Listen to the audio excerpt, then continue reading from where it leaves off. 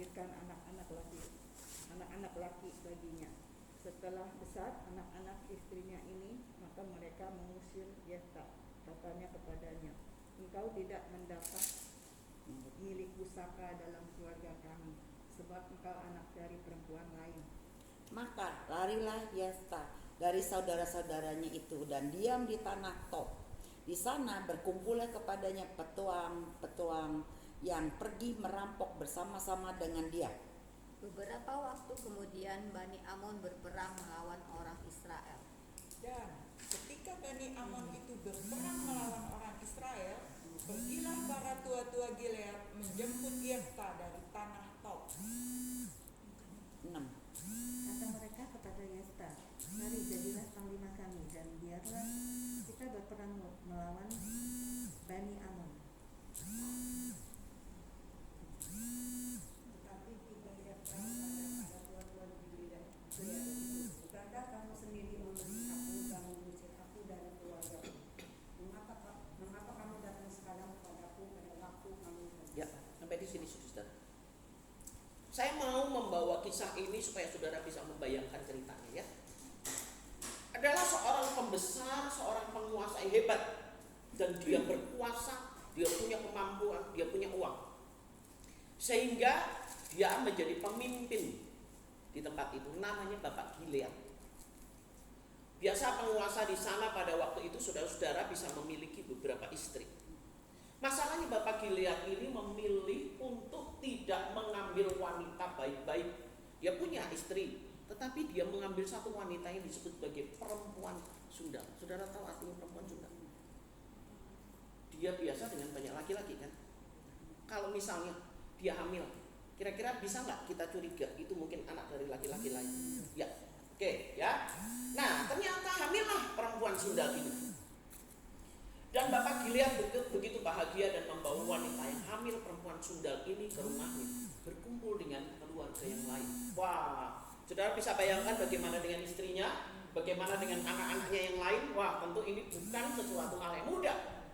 Besarlah Yefta yang keluar dari kandungan seorang perempuan sundal ini, dan bersama dengan keluarga.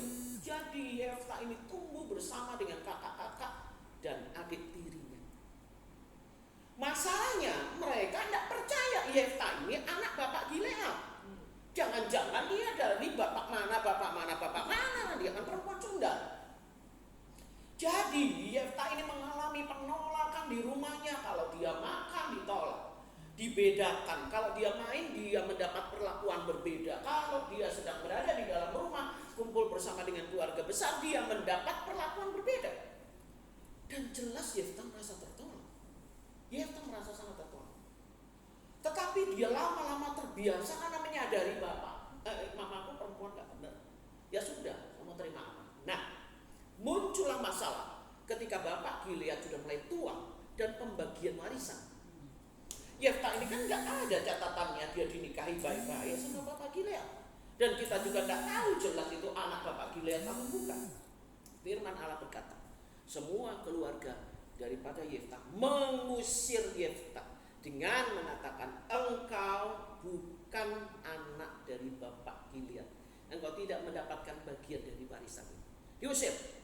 Waduh, dia benar-benar mengalami penolakan, dia benar-benar terluka, dia benar-benar marah. Dan anak-anak yang mengalami penolakan biasanya punya problem kepribadian, amarah yang tersimpan yang akhirnya meledak. Di waktu-waktu tertentu Yefta dia marah sekali dengan kondisi seperti itu. Kumpullah dia dengan beberapa orang pemberontak. Nah, rupanya anak-anak Gilead tidak sadar jiwa kepemimpinan bapaknya Gilead turun di Yefta dan bukan di anak-anak yang lain. Wah, jagonya Yefta. Dia memanage para perampok, pemeras, pembunuh, orang-orang jahat. Dimanage sama dia, benar-benar.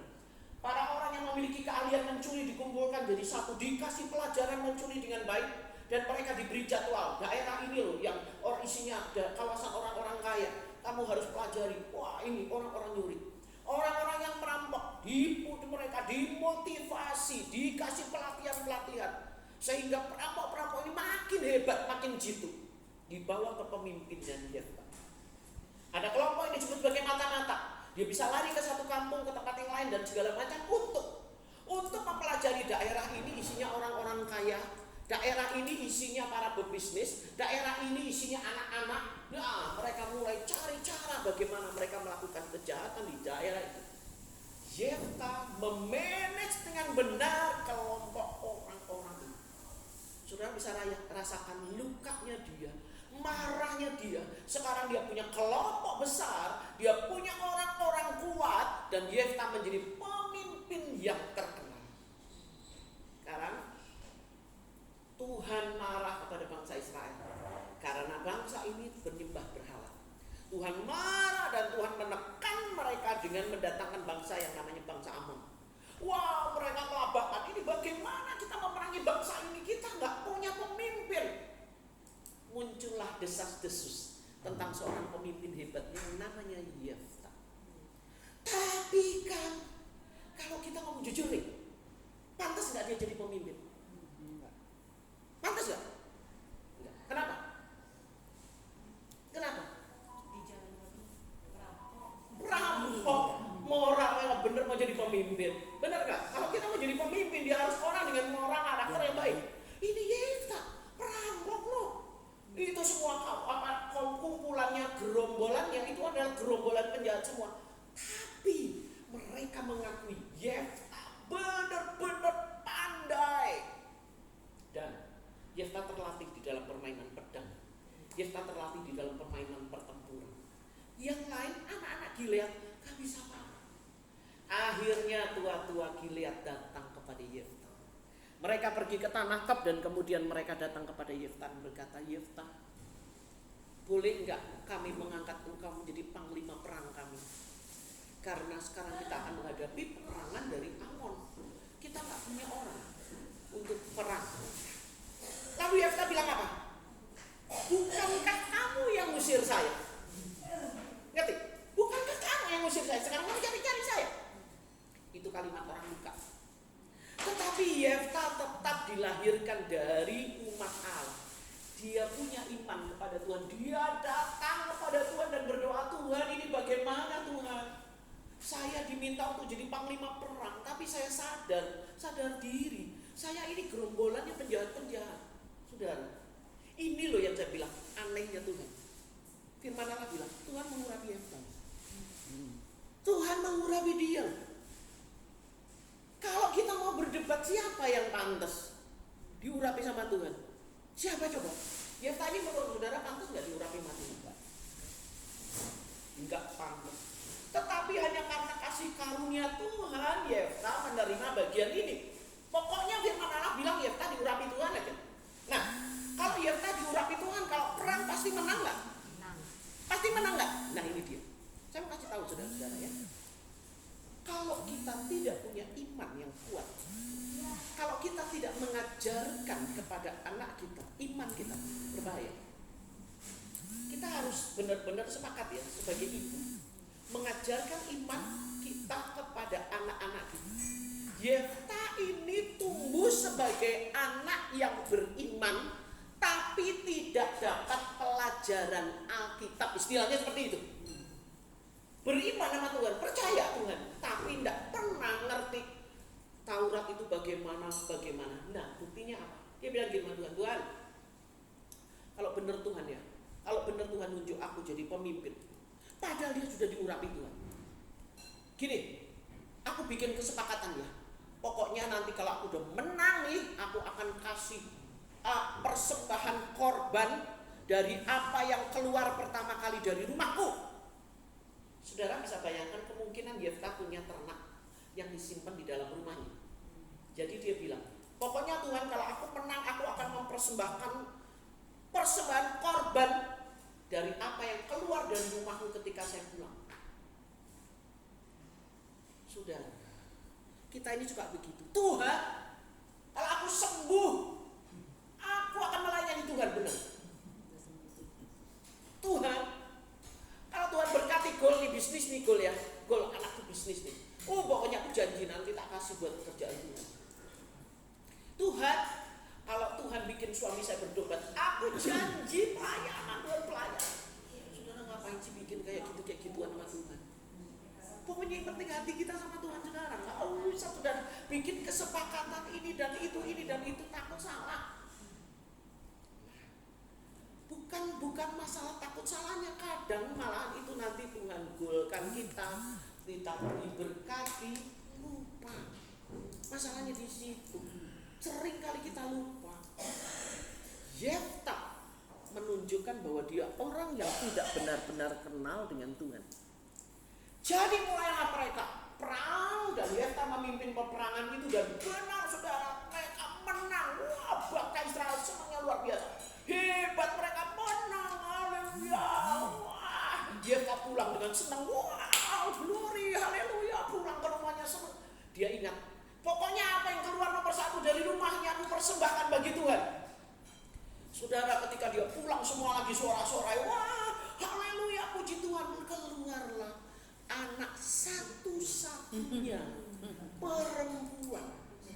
Tidak punya anak lagi, cuma satu anak perempuan. Dia main rebana. Papa pemenang, papa hebat, papa pemenang. Aduh, saudara tahu ketika Yefta lihat anak itu keluar pertama kali dari rumahnya, dia teriak, dia mukuli diriku, anakku, kamu bikin papa hancur lulu, kamu mencelakakan papa, kenapa kamu? Saudara bayangkan, itu suasana lagi senang-senangnya, orang lagi bersemangat, semua lagi nari-nari, tiba-tiba Yefta melolong, anakku, kamu, semua diam. Anak perempuan ini bingung, dia lari dalam pelukan bapaknya nangis. Waduh, kamu bikin hancur papa, kamu bikin hancur. Anak itu tidak tahu apa-apa. Dia bilang, papa kenapa? Aku kan cuma menari, aku kan ikut bersemangat, aku senang papa jadi pahlawan. Kalau anak itu mau cerita, dia bilang, papa kan dulu ditolak sama keluarga, sekarang papa jadi orang hebat. Papa kan dulu dibuang sama keluarga besar, sekarang papa jadi pemimpin. Jadi aku ikut seneng, Pak. Papanya peluk, kamu benar-benar hancurkan hidup papa, enggak, kamu hancurkan hidup papa. Lalu anak itu, kenapa, Pak? Karena aku sudah nasar sama Tuhan. Apa yang keluar pertama kali dari rumahku, ketika aku pulang dari pertempuran, akan kupersembahkan sebagai korban bakaran. Anak itu terkejut luar biasa. Papa, aku akan jadi korban bakaran. Iya, papa itu udah janji sama Tuhan. Saudara, benar-benar itu suasana yang mengerikan di tengah kemenangan. Bisa bayangkan hati ibunya, istrinya nggak ngap. Selama ini dia doa, selama ini dia minta nangis-nangis sama Tuhan, punya suami berandalan, punya suami mafia. Oh aduh, dia nangis-nangis minta sama Tuhan. Sekarang suaminya bertobat jadi pahlawan, lalu suaminya menggorok anaknya sendiri di korban bakaran.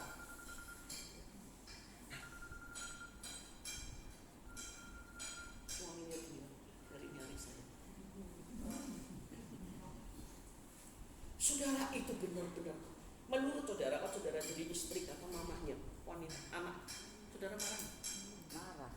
Marah nggak? Jujur, anak satu-satunya, saudara marah? Ada yang enggak, ada yang marah. Sebagian besar marah, sebagian besar marah. Saya yakin mamanya marah. Saya yakin kecewa. Saudara-saudara, ini loh akibat kurang mengenal Tuhan. Iman besar dari Yefta kepada Tuhan tapi nggak kenal Tuhan.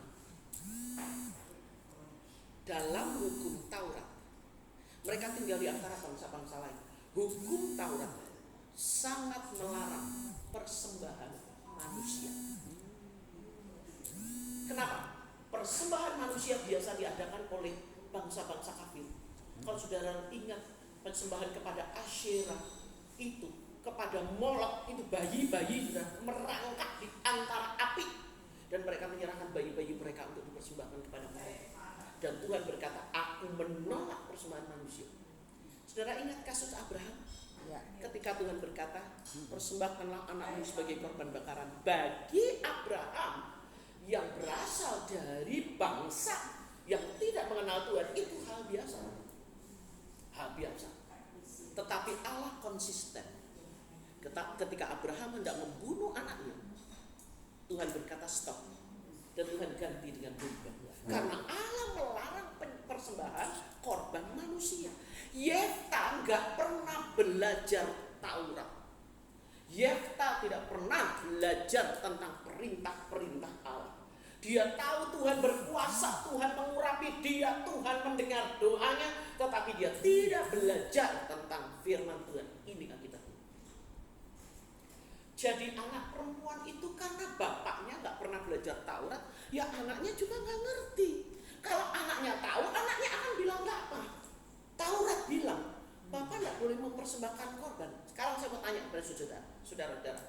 Kalau seandainya Yefta kemudian ditegur orang bilang, Yefta, Allah tidak menerima korban manusia. Lalu Yefta bilang, oh Tuhan, berarti saya salah. Tuhan, saya memperbaiki nasab saya. Saya cabut ya nasab saya Tuhan. Saya nggak mau mempersembahkan anak saya. Kira-kira Tuhan bisa paham atau tidak? Tuhan bisa paham? Paham. Masalahnya Yefta tidak tahu, nggak belajar dari firman Tuhan. Iman gede, tapi pengetahuan tentang Tuhan nggak ada. Makanya saudara-saudara, waktu Yefta sudah seperti itu, anaknya semua nangis. Itu arak-arakan sukacita berubah menjadi perkabungan. Semua diam, semua sedih, mereka nangis. Selalu anak itu di dalam kesunyian dia berkata, Papa, aku menerima. Aku memberi diriku untuk menjadi korban bakaran. Tapi berikan aku 2 bulan untuk menangisi kegagasanku di padang gurun bersama dengan teman-teman. Saudara, bagaimana hati seorang ibunya yang harus melepas anaknya di padang gurun, gak ada makanan enak di situ, hanya panas. Dia menaruh dirinya di abu, menangisi dirinya, dan teman-teman ikut nangis 2 bulan. Dan setelah itu, setelah 2 bulan, disaksikan oleh banyak orang. Saya juga tidak paham kenapa tidak ada orang yang berani bilang kepada Yefta bahwa ini tidak diperkenankan oleh Allah. Mengapa? Karena mereka tahu Yefta diurapi oleh Tuhan. Sekarang Yefta adalah pemenang. Jadi mereka semua diam ketika Yefta menaruh anaknya di atas api itu, saudara-saudara, tak langsung dibakar. Setiap korban bakaran itu harus disembelih dulu. Kalau saudara lihat gambar atau lukisan yang dibuat, saudara akan lihat bagaimana pelukis ini menjelaskan dengan baik.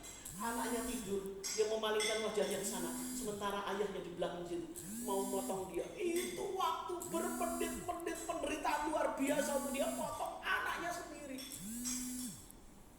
Anaknya memalingkan wajah. Kenapa?